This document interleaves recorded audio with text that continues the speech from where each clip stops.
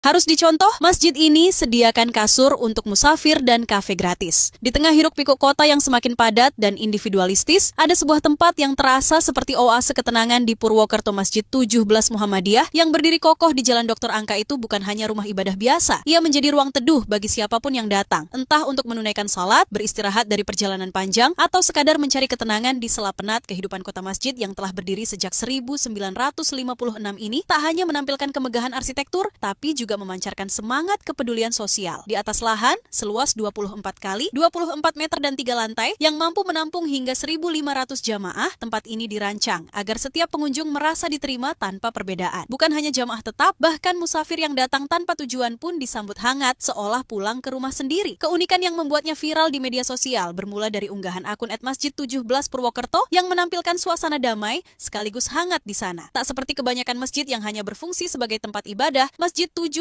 Muhammadiyah membuka diri sebagai tempat singgah bagi musafir yang lelah di perjalanan. Mereka bisa tidur dengan nyaman di kasur yang disediakan, lengkap dengan bantal agar tak perlu beralaskan lantai dingin. Kepedulian yang sederhana namun bermakna ini membuat banyak orang terharu. Tak jarang, para musafir mengaku menemukan ketenangan yang tak mereka rasakan di tempat lain. Mereka bisa beristirahat tanpa rasa canggung karena para marbot masjid melayani dengan keramahan yang tulus. Bahkan, kebutuhan dasar seperti makanan dan minuman pun tersedia bagi siapa saja yang datang tanpa perlu mengeluarkan uang sepeser pun. Kehangatan itu tak berhenti di siang hari saja. Setiap malam minggu, pelataran masjid berubah menjadi tempat yang penuh kehidupan. Setelah pengajian dan salat isya, area luar masjid disulap menjadi kafe terbuka yang menampung tawa dan obrolan warga yang membuatnya semakin istimewa. Semua hidangan di kafe tersebut disajikan gratis. Suatu bentuk kedermawanan yang sederhana namun sangat berkesan.